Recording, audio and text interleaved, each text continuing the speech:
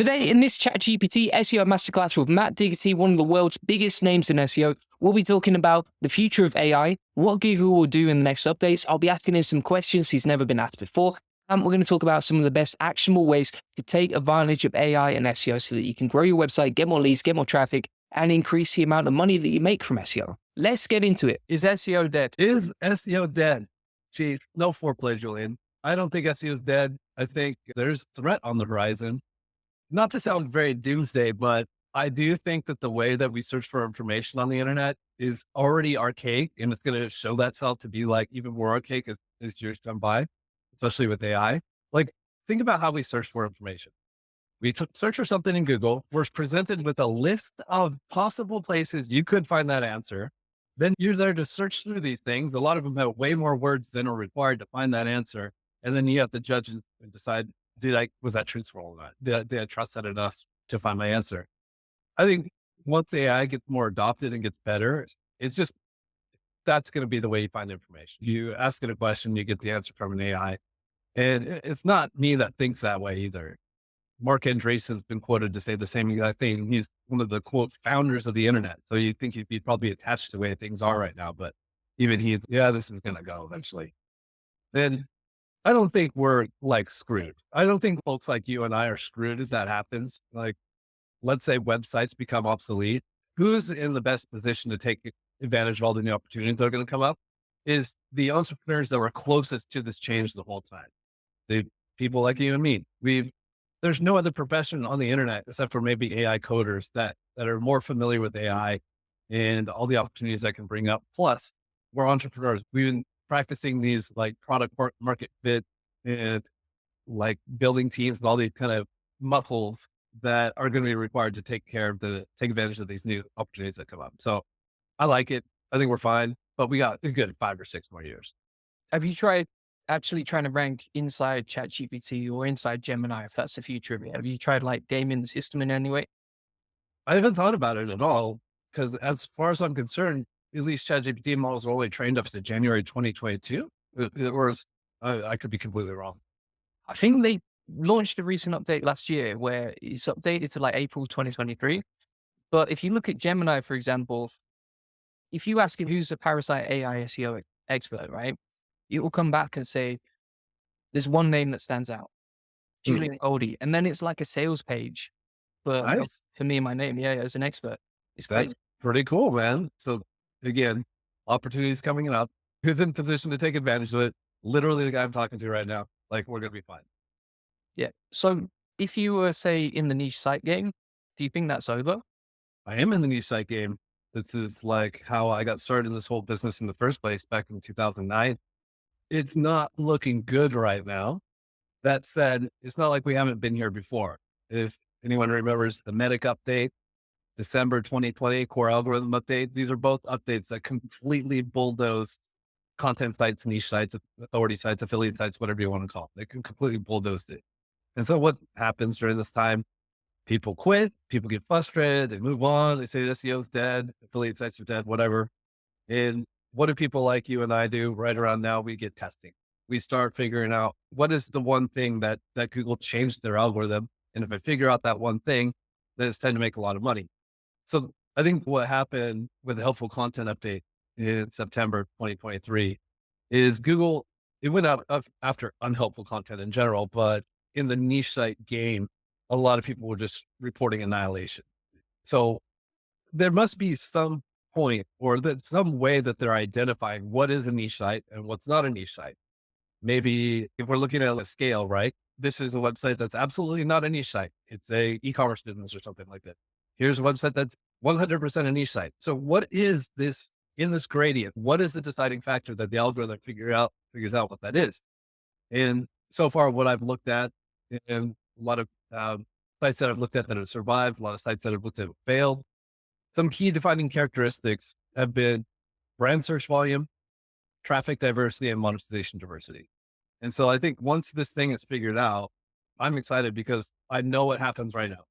We're trying to make a lot of money once you figure out what this one thing is, or maybe a set of things.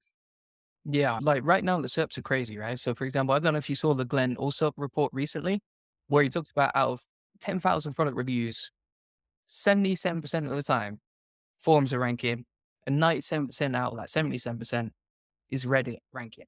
And it's just so messy. Do you think that's going to change soon? I think they have to, because there's just like people are unsatisfied.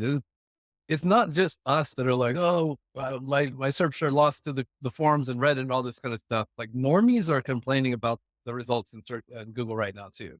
So I think gonna roll it back. Like they've just done something that went a little too far and they've messed up the results. Yeah, I can imagine for them as well. From their perspective, it's not just, okay, you change this and this happens. There's 10 different orders of consequences, right? And this is what the consequences are. Bizarre shit is ranking. I think I saw the Google Sites property ranking for some pretty nasty like porn keywords, like illegal porn keywords type stuff. And that's like the ultimate example of this didn't go the way we wanted it to. Our own properties are getting used to parasite SEO. Yeah, it's terrifying, man. Yeah. If you were starting again in 2024, would you do SEO or would you focus on something else? All right. So let's take this hypothetical and define it a little bit more. If I had to start over, is it because I lost all my money or is it just I had to start over for? Say you're someone watching this and you're like, I don't know whether to get into SEO today or whether to do something else. And let's say you're a freelancer or an agency or that sort of thing. Yeah. If I were doing it myself, like I would do SEO again, just because I know I can get back on my feet in 6 months. It's just like what my knowledge is. I think SEO is still a good place to make some money. What are we comparing this to right now? Like web design or drop shipping or whatever. Like it's still one of the top places to make an asymmetrical amount of money. I think like one interesting place to keep an eye on, and that's not just for newbies, but also ourselves, is AI. Like what is going to come up in AI that you can make a living from? Yeah, that's it. It's moving so quickly, isn't it? For example, SERP SEO compared to 2 years ago, totally different software, right? Oh Totally yeah, different class. absolutely, for sure. Yeah. Do you have any fear that like Google would penalize AI content at this stage of the game? It's absolutely zero. Thanks. OpenAI themselves have said that AI is undetectable unless it has a watermark, and there's no watermark in play right now. And even if there was a watermark, there's so many ways to get around that. Now, I think what can get your AI content busted is just if it's shit content. So if you think about what Google is, a detector of good versus bad content, that's literally what it is. It detects good versus bad content. So if you used AI and you created bad content, yes, it's going to catch that, but it's not because of AI. It's just because you just produce bad content, which is avoidable if you're using AI correctly. Yeah, so I guess it's okay to use AI content, but the thing is you need to have a certain quality control checklist in place, right? Yeah, quality control checklist. Do you do that in pre or do you do it in post? Right. So I truly believe that if you prompt well enough, you can get some sick ass content straight up for free out of ChatGPT, or you can use a tool that's going to take care of all that stuff for you or for AI or something like that. The other thing I've seen is like the trend of content seems to outperform humans in many ways. Like, for example, if you look at my top 4 videos on my YouTube channel, 3 out of 4 of those videos have AI generated thumbnails, published 1,000 videos nearly. It's insane, right? Yeah. Yeah. It just doesn't make too many mistakes. And what I see that it does well is it doesn't miss angles. Let's say we're creating like a YouTube, you and I are both YouTubers, so we know this analogy. Let's say we're creating an outline for a YouTube video. Like we will come up with the top 3 bullet points or 5 bullet points that we can think of out of our heads that should be going in that video. But ChatGPT will think of 12, it won't miss any angles. And I think that's where it's going to dominate over a non-expert writer, which let's be frank, no one gets their content written by doctors and astrophysicists and personal trainers and stuff like that. That's just not how it works in this game. What do you expect from the next Google update then? Next one, I'd love for them to roll back HCU because I got 3 sites hit and those are pretty big money makers. So I'd like to see that roll back or at least refresh. Like I know they do that HCU's classifiers live, but I literally have not seen any sites recover other than a marginal like 3 to 4%, just because that's just how much you can get improved between updates anyways. But I haven't seen like any big HC recoveries, including my own sites. So I think like we either need a refresh or something like that. I heard somewhere Danny Sullivan said something like the classifier is live, but they need to see that these changes have been applied to your site for X amount of time enough.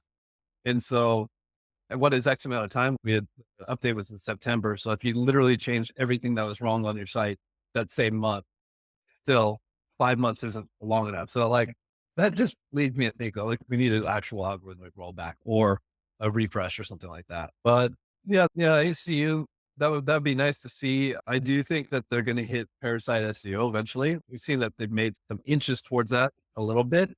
Look, India's taken some damage. Dallas News has taken some damage. But I think what slowed them up there is that they're trying to solve this algorithmically. And if you just hit sites that have a lot of links, you're going to hit a lot of good sites too. I think like really what they need to do is just go out there manually. Like I don't see what the big deal is. Anyone with an Ahrefs account, which Google has something quite better than Ahrefs for researching what sites are linking to what and what kind of content's out on the internet. But anyone can figure out what are all the parasite sites on the internet in probably an afternoon. I don't see what the big deal is on like hitting that. I don't know. What do you think's coming up in the next updates or so? Yeah, I think they've got to do something about parasite SEO because it's out of control at this point, right? It's almost too easy. And like you said as well, there's a lot of stuff ranking for illegal stuff that shouldn't be ranking at all. So I Yeah. think that has to change. But I do feel like Google's had a super hard year. And I think that it's too easy to create content. There must be billions of pages being created like every single month. Almost. Yeah. And how do you control that? It's just insane. I think a lot of that comes down to backlinks. That would be an easy solution. Yeah. But if I compare, say, the YouTube algorithm versus Google's algorithm, the difference in quality is insane. It always produces and always promotes the best piece of content. Google seems to do the opposite these days. If you type in, I don't know, best coffee maker into Google, all you're going to do is go onto a Reddit forum, see an affiliate link that's been upvoted more than everyone else. It's not the most helpful content. Right. That has to change. Yeah. Something you just said, I also resonate with is there's so much content flooding the internet right now. And like, how does Google resolve that without blowing all their money? So sure, like Google's super fancy content algorithms can be applied in some cases, like for super important YN, YL content, stuff like that. And then maybe they're getting feedback from quality raters and all this machine learning is going on in certain niches, but they can't run those algorithms internet wide. They're going to blow all their money. So what's the cheapest, most efficient way to figure out whether content's good or not is backlinks. So I do think that they're going to turn up the volume on backlinks like more than they have in the past. People argue that that's what they do in updates. They turn it down, turn it up, turn it down, turn it up. But I think 2024 is going to be turned up even higher. And then, so that begs to the question is Parasite going to get even more abused and even more popular? And that's why I think they're going to have to manually theme sites for having directories like this. Do you think there's any risk to people who are using Parasite SEO aside from these sites getting wiped out or taking a bit of a ding? Like what kind of risk? Like personal risk? Or they're going to track you down and I think not like Google's going to track you down, but for example, let's say you're linking to your own site from Parasite pages. Do you think that's a risk or not a risk? nah, no, in general, I don't think that they can really punish you for things that someone else could do to another person, right? Like this is like in the realm of negative SEO and stuff like that. Can you get penalized for doing X, Y, and Z? Could someone easily do this X, Y, Z thing to you or someone else and just destroy their SEO? I think these kind of situations, they don't penalize people for it because then we would just start doing it to each other all day long. Yeah, that makes sense. That makes sense. Outside of SEO, when I'm asking my audience, who do they want on the channel? It's either you or Elon Musk that comes up number one pretty much every time. I don't know why. That's super flattering, but I would definitely prefer Elon. Please, Elon, save me now. I'll drop him a DM, see if he replies. Yeah. How do yeah, you grow to that level of status and recognition? You've obviously done an exceptional job, personal branding. Thanks, man. Like the reason it started out, like this isn't my natural personality. I'm not like the attention grabber. If you're like looking at a disc analysis chart, like that's the I type personality, the one that like wants attention and whether it's good or bad. Like this is definitely not me at all.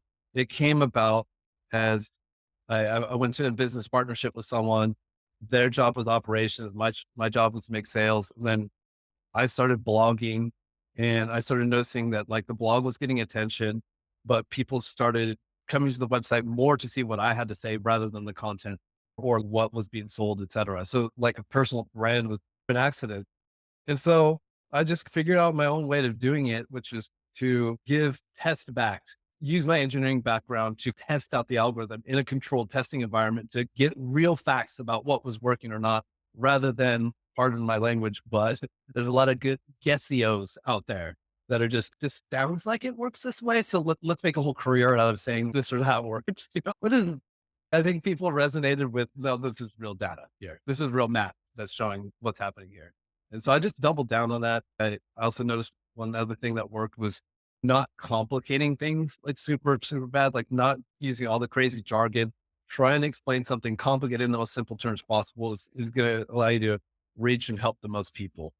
I just took those two things and just like relentlessly repeated it over the years. And if someone was watching this and they wanted to improve their own personal brand, what would you recommend? Oh, I think you saw me give a special local presentation on personal brand training. So you know where this is going, but the first was the first step in is defining like what your goal is. What are you trying to accomplish? It becomes really easy to lose track of why you're doing this in the first place because the subscribers and the like count are really distracting. These are like pure dopamine things. So you go just say, it's not that, it's getting more leads to the agency, or it's whatever that might be, selling more links in your case, or whatever that is. And then after that, figuring out where are you going to give value? Are you good at talking live? Are you good at talking on the fly? So maybe you do something like Julian does. He shows video because he can just riff and flow. Or maybe you're a good writer. So blogging might be the best thing for you. Or maybe you just decide, hey, I'd like to be a conference speaker. I want to be up on stage. And then you double down on that. But I will say I'm super biased because I've done a lot of these things. I think that video and YouTube are by far the most effective way to build a personal brand and to do business these days in terms of marketing than any other medium. It's just the reach that YouTube gets you is insane. Okay, think about it like this. If I write a case study that's meant to sell my agency and I put it on my blog, if there's no keywords in this and I don't build links to it and I don't optimize it for this and that, literally no one will ever see it in the world unless I email that out to my list, but that's all me doing all the work anyways. If I took the same thing and made a YouTube video out of it, YouTube finds me the watchers. YouTube finds me the readers. And then on top of that, the engagement, the interaction, the trust you build through video and people seeing your face and communicating with you in this one way direction, but at least it's visual, is 10 times better than someone just reading a blog that could have been ghostwritten anyways. People trust that you're speaking to them. So I truly think that YouTube's the best. After that, just like figuring out what your voice is. Are you a funny guy? You got to get funnier. Do you like to drop knowledge bombs? Learn how to drop more knowledge bombs. And then constantly track and see, am I staying true to my ultimate goal, which is with the leads for the agency or whatever? And just seeing, okay, I just produced this video. Did it get what I wanted? Did I have drop off in the engagement at a certain point of the video? Never do that again. Constantly learning and refining the process. Some good stuff there for sure. To get to where you are in terms of your working routine, do you work hard? Do you work smart? Do you do both? Like for you, I think you're very good at hiring and building a team, but you must have worked seriously hard to get to where you are. Definitely work hard. Smart. I don't think I work smart at all. I think if anyone thinks that anyone who's had like a measure of success, I think that they got there because they planned the whole thing out is completely delusional. That's just dumb. Like my journey, and tell me if you resonate with this too, is my journey has just been a string of random decisions that to me feel like complete luck, right? So I was an engineer.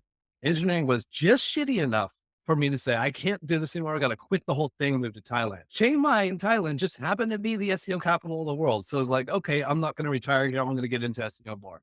Then I found a business partner and I started blogging. Whoa, I'm an engineer. Somehow this blogging works. This is not planned. This is just completely luck. So I don't think like working smart. Sure, I do some things to like try to manage my time, but like nothing here was planned. What do you think, Julian? Like you planned this whole thing out? I think that you probably iterated very well along the way. So like what I see a lot of entrepreneurs make the mistake of doing is they'll make a mistake and then a year later they're still repeating the same mistake. I see it all the time. See it with agency owners who are like, I want to scale. I speak to them in 12 months. Did you implement anything we talked about? No. And not to be rude or anything like that. Whereas for you, I think that you take the feedback and the lessons that you learned and then you invest it into the next move in the future. And it's not like you said, I'm going to do this. I'm going to be here. I'm going to go from engineer to SEO. But I think you do learn quickly for sure. Sure. And same can go for you. For those that don't know about this, but like you were in Chiang Mai, like what was it, 3 or 4 months ago? We went out to lunch. You're picking my brain. And then you send me these little messages every now and then. Hey, I just implemented this. I 2X. Or, hey, I did this thing. Yeah. I've made more money in 2023 than ever in my life, or whatever that might be. Like, that makes my day to hear that kind of stuff, but it also shows that you're taking action, which is, I guess that's part of the working hard and working smart. Yeah, 100%. I think as well, if someone gives you advice, like you owe it to them to implement it. You know? So if you were in my position, then what would be your next steps? Yes. When it seems like you've turned the corner on and figured out and are currently refining and figuring out even more is how to get attention, how to gain influence and get attention and draw eyeballs, which is like a huge skill as a marketer, especially a personal brand focused marketer. I think the next step of that is to take this superpower that you have and leverage that into business. And so that'll be finding partners because as this is nearly your full-time job, like creating content and helping people and like all these kind of things, leading your agency and all that kind of stuff. So for you to scale, you're going to have to find partners or investments or something like that to leverage this attention that you're getting and then put that into business that someone can help implement and build itself. And I think that's going to be the next thing. And one thing that I think maybe you realize this or maybe you don't, but the value that you bring for having plug and play marketing is insane. Like, you start businesses on year 3 rather than year 1. And I think other people will recognize that. And so business partners should be lining out the door to work with you. That's interesting. Yeah, certainly over the last 12 months, I had a lot more offers and approaches that were never even open previously. So I think that's great. Do you have a framework in terms of figuring out, okay, what's the next step? I know you said you didn't plan it, but for me, I'll give you an example of what works for me. Pen and paper, 30 minutes or 1 hour, no YouTube stats or no dopamine at all. Just thinking of ideas and writing down and then critically thinking about each one. Do you have any tips for that? I don't recall doing anything like that. Yeah, I don't, well, at least back in the day, it used to be just about what's a business I don't have that can make the most money right now. Like, it had to be something that like shoved its face into mine and said, you need to build me. And then I would do that. Nowadays, it's getting a little bit different. It's more about enjoyment and fun. It has to have leverage, right? So, and what I mean by that is time leverage. Right now, I'd rather build a business that takes an hour of my time per month and makes 20K per month rather than a business that takes 20 hours of my time per month that makes 100K per month. It's because I know that I can stack in more of these businesses that take less amount of time. My effective hourly rate in certain businesses is more valuable or more leverage, stuff like that. It's changed over time, but I think that's just a reflection over just, I'm getting older, right? You're in the accumulation phase of your life. I'm starting to get towards the old man stage, whatever that is. What's the old man stage like? I don't know yet because I'm right on the contract. With the snap like that. Yeah, I don't know. I'm starting to feel different, man. You see my bookshelf right here. Like, here's one called From Strength to Strength. You know what that's about. Don't worry, it's not older. You're still gonna be strong. You can figure this out. No, but I don't really know. I just do feel like some kind of pull for doing something more meaningful, like just not for the money. I don't know what that is yet, but it's part of the next stage's game plan for sure. And actually, well, just to make sure that this is an actionable interview as well, we'll come on to some quick fire SEO questions later. I think it's really important to focus on the business side because this is where most SEOs fall down. Like, I've met some exceptional SEOs who are actually not very good at making money. Yeah. I want to touch upon that for a second. I don't think anyone who's watching this or anyone who's interested in SEO should call themselves an SEO. I know that's like how we identify ourselves, but like, SEO is just the flavor of the decade, year, whatever month that we're using to make our money. What you really should be calling yourself as an entrepreneur in the skills that you should be working on right now, finding product market fit, building a team, getting trust, making negotiations, all these kind of things, which are entrepreneurial skills, because that's the meta skills that transfer along and really make a difference, not only towards if you need to have a transition into something new, but also just making more money. Like, the further you're away from freaking the small stuff like anchor text and more thinking about like the money and direction, the more money you're going to make.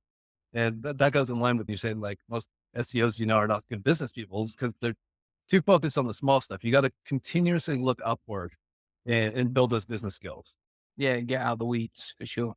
A really cool book to read on that subject is called End of Jobs by Taylor Pearson, where he talks about in the old industrial days, industrial revolutions, like the most important thing you could learn was like how to operate a machine.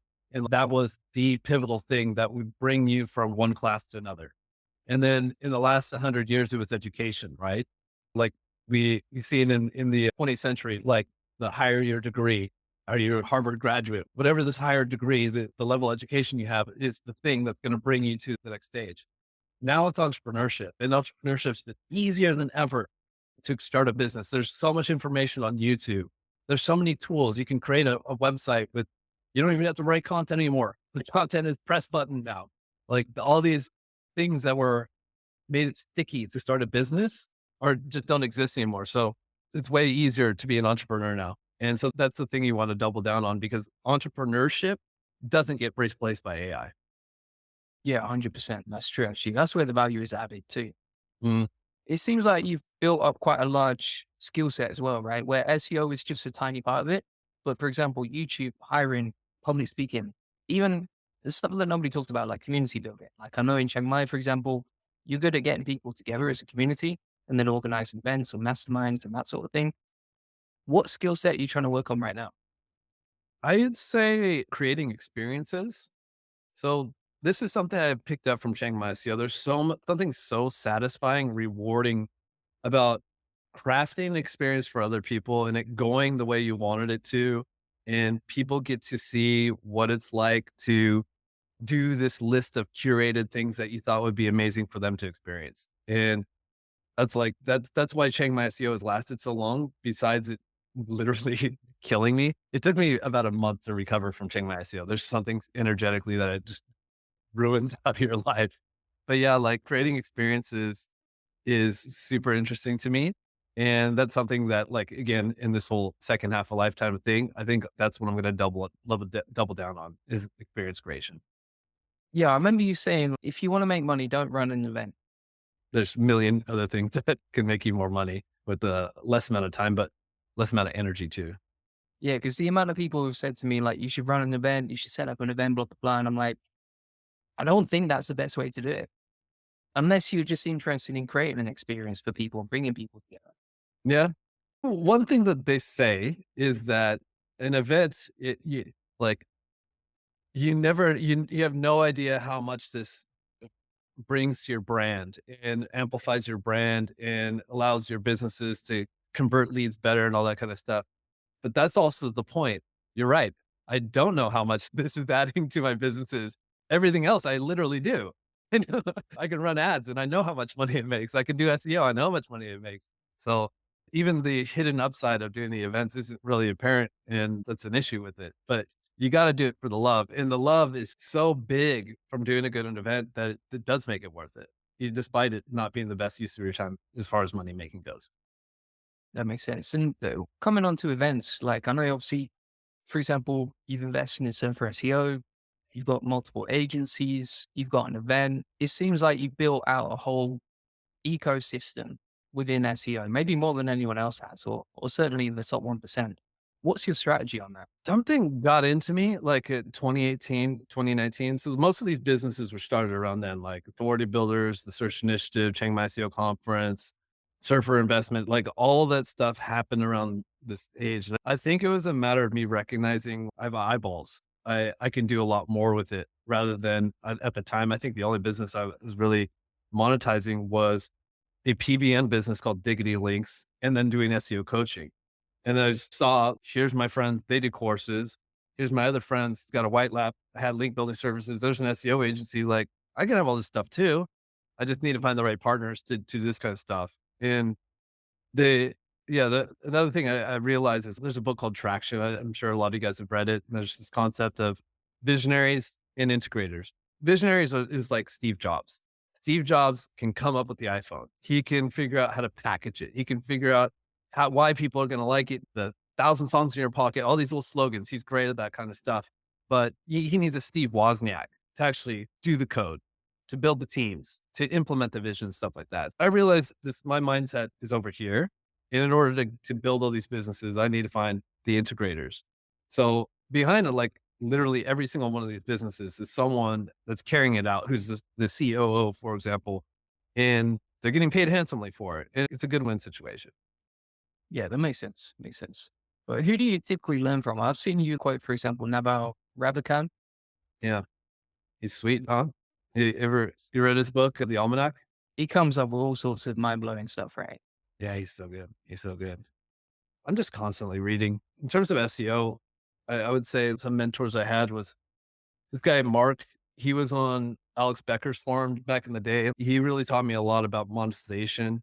Like he's the first guy who told me like, if you find a good niche, you want to be the whole top half of page one. You want to double down. You want to cover page one. And I also learned a lot from Terry Kyle. Terry Kyle is the current owner of WPX Hosting, but not many people know this. But back in the day, he was a gun of an SEO, and he was sick with it too. He set up beautiful single variable tests, like not just, okay, we're going to make 5 pages and this one page has this different keyword anchor text style or something like that. No, he'd have buckets. This is 50 pages that are getting this type of pyramid link building. This is 50 more that have just adjusted one thing. And then he has all these different sets, and whatever one wins, that's a new link building strategy. And so like he taught me a lot about how to leverage like my knowledge as an engineer and apply that to SEO. Other than that, right now, like my whole big thing is consultants, like having coaches and consultants. Like I got a huge gaggle of like business advisors, M&A consultants, health consultants, fitness, life coaching, psychedelics, yoga, like all of it. Like it's off the charts. How do you find a good consultant? Because, for example, I've hired many of them have been bad, and then some of them have been amazing, and we've created amazing systems off the back of it. Yeah. Yeah. Like recommendations, right? Yeah. Pretty much like I'll never try anyone that hasn't been like highly recommended by someone I respect. One really cool one, man. Like, how do you feel about sharing? Have you ever done a 23andMe? Oh, no, Freaked out about doing a DNA test and that like this information being out in the world? I should try it for sure. Yeah, I've thought about it, but I've just never done it. Yeah. So I did this genome analysis consultation with this guy named Dr. J. And Mads told me about him before, Mad Singers, and also like my, what's it called? My concierge doctor. This sounds like such a bougie thing to say. My concierge doctor, but she recommended Dr. J too. But this is wild, like to take your genome and then be able to tell you like, oh, you have a double mutation on this specific gene, which means if you take methylfolate, it's just going to change your life. You're going to sleep better. You're going to lose more weight. You're going to burn fat, gain muscle faster. I was like, gee, no blood test would ever tell you anything like that. It has to come from your genes. So like this kind of stuff is super interesting to me. And it's not just about DNA, but like business consultants and stuff like that. That's crazy. Yeah. The only thing I worry about with that, say the 23andMe test, is that I'm going to overcomplicate my life. Hmm. I used to do a lot of morning routines. And then at some point I was like, I just need to get the work done. Like, I've just got a daily checklist. If it gets done, business grows. Yeah, I haven't found, at least with the DNA stuff, there hasn't been like a huge amount of overhead in terms of the stuff I need to do. Mostly it's supplementation and avoid doing X, Y, and Z. I didn't know that if I drink fruit juice, it's going to go straight to my liver and turn into fat. Okay. I was kind of iffy about orange juice anyways, because I should cut it out. No pizza as well, right? Was that you? I can eat pizza. Are you crazy? Oh, all right. All right. That was someone else. Someone else found out they couldn't eat pizza anymore. No, I can also not eat pizza, but literally anyone who's taken a food intolerance test, say goodbye to pizza. It's a sad life. Aside from coaches and consultants, what do you spend your money on? Like, how do you enjoy it? Other than raising a family and the normal month-to-month experiences like food, travel, creating great experiences with my friends and my family is probably where a bulk of this goes. But investing, that's not spending your money. I guess that's just investing. Yeah, I've noticed with a lot of people who work online and travel is that they don't have family so much, or they might not settle down to like their 40s. Mm, Do you think that's pretty common in the working online world, or? yeah.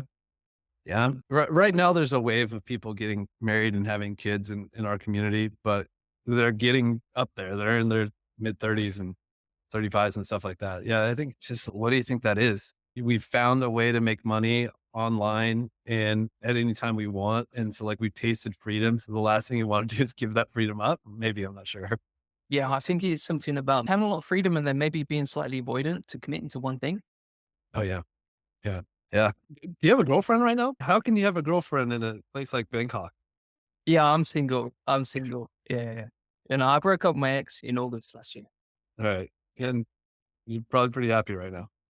100%. I'm ranking #1 for sexiest man in Bangkok. Thanks to your methods. So good. You ever use that on a first date? That's like my #1 chat up line. No, I'm just That's all I do. that's what we talk about.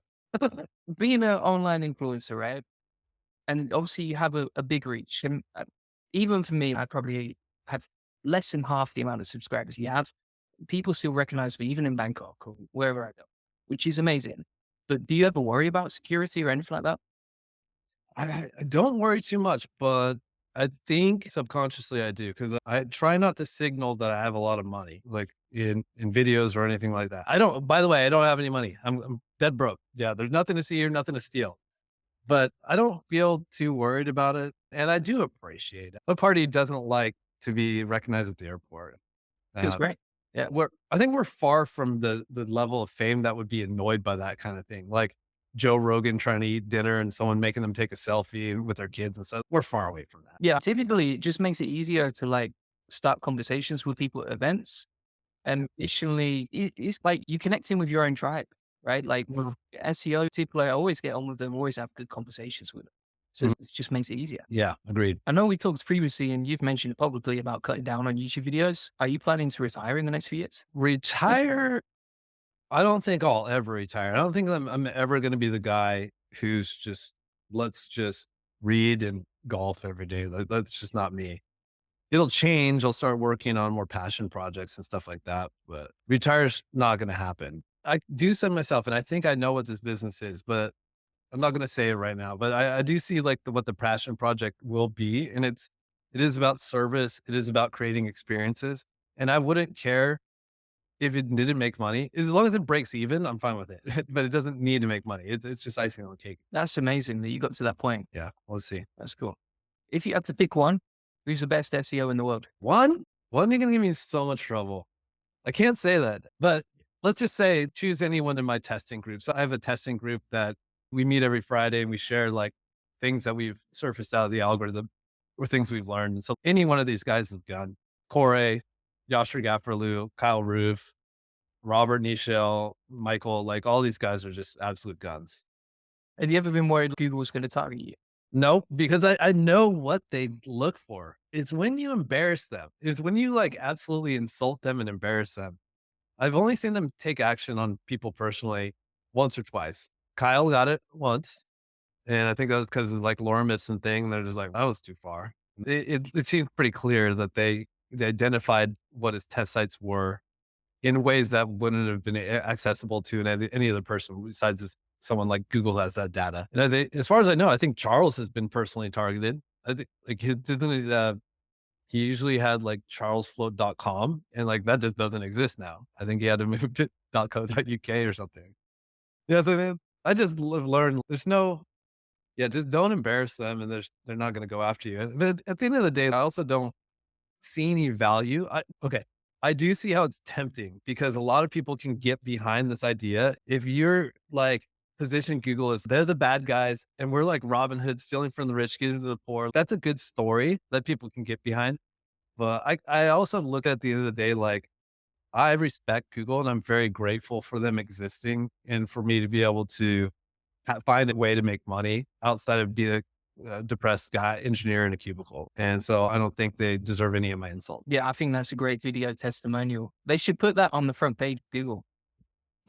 Yeah. Respect us. Now, The other cubicles. same for me. I talk a lot about experiments that I do, but I would always try and be polite and respectful about people. I'm never going to say anything bad about them. And like you say, it opens up so many opportunities, right? Same with YouTube. They've Mm, created a world where it doesn't matter who you are, you can start something and grow something. yeah. And it's a win environment. It's not like they're just making a platform from us and they're not monetizing it. Sure, we're the product, right? But at the end of the day, that's a trade-off that I'm willing to do. We've definitely profited from that. You also mentioned that you refuse to engage with any negativity online. How do you deal with haters? Haters, I think like after a while, you just get numb to it. But there's also some mental frameworks that I've put in place because sometimes the jabs sneak through, right? Sometimes they hit you right in the face at the wrong time and they hurt. So I put these mental frameworks in place. Like one of them is just statistics, right? Like my YouTube videos just hit 10 million views.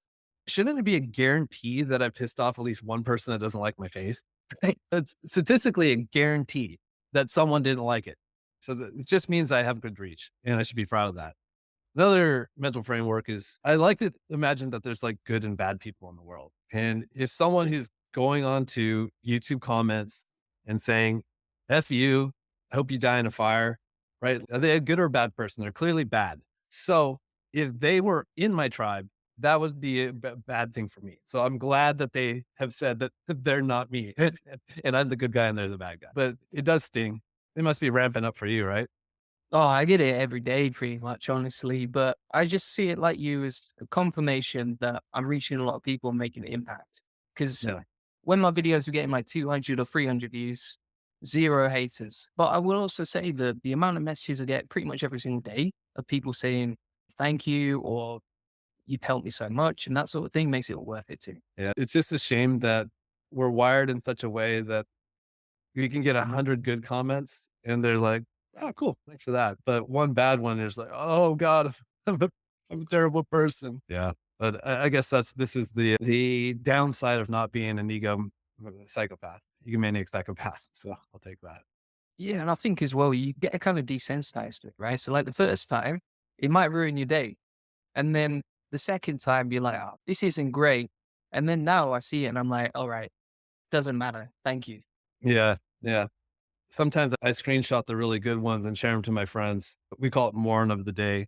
And we have a good laugh of like, how good this guy tried to get me. The other thing I find is if people post publicly about me, it just gets me more PR and a lot of people speak up for me. Yeah. When I almost got canceled on Twitter for having a racist SEO conference that didn't have enough Asian people. Hello, I'm half Asian in case anyone didn't know. But yeah, there's a attempt to be woke Twitter canceled and we sold out the conference in 25 hours. I can't see how that mattered. I can't see how that didn't help. Yeah. All right, let's do, I mean, you've been really open about everything, man. Like really appreciate it. I'm respectful of your time. Can we do a quick fire round on SEO questions? Sure. Just in case people do want the tactics. All right. Yep. What's your favorite way to use ChatGPT? ChatGPT thinking if I can either go to Google and learn something, or I can just ask ChatGPT, I don't know how to make this formula in Excel, just make it for me. Or I'm writing a YouTube script, make it for me. Or here's 3 titles on YouTube, which one will get the most engagement? It's like having a soundboard right there. I love it. What's your favorite AI tools? Surfer AI, Any others? ChatGPT. ChatGPT. Okay. All right. If you had a choice between YouTube and Google Organic, which one would you choose in 2024? Google Organic still because of the reach. Like YouTube's great, the engagement's good, and you can make conversions on there. But people searching for best VPN, there's a bajillion more searches on Google still compared to YouTube. So that's where the money still is. Do you prefer keyword research or topical maps? Topical maps.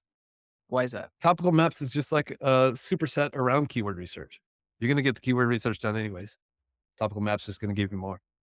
What sort of parasite SEO techniques do you use today? The only ones I've really messed with is the reaching out to the old newspapers, the Outlook Indias, the Dallas News, and the Riverfront Times, all the good ones.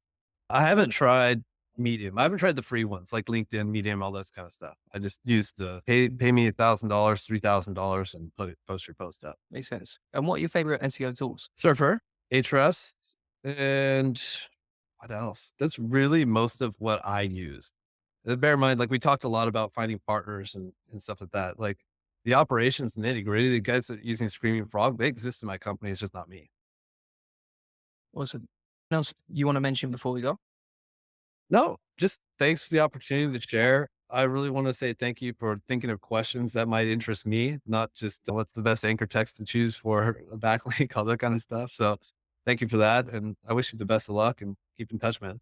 Appreciate it. Thanks, man. So thanks so much for watching. If you want to get access to my free ChatGPT SEO course that comes with over 200 ChatGPT SEO prompts, workflows, templates, etc., you can get that. Link is in the comments. This is a free training that you can get instant access to it. And if you want to book in a free SEO strategy session about how to get more leads, traffic, and sales to your website using link building, then feel free to book that in. You'll get a free SEO domination plan. You'll discover the secrets of link building and you can answer any questions you have. Also, if you haven't already, do make sure you check out Matt Diggity's channel. He's got over 150,000 subscribers, some amazing tutorials, techniques, and workflows on his channel. Feel free to check that out. Thanks so much for watching. Appreciate it. Bye-bye.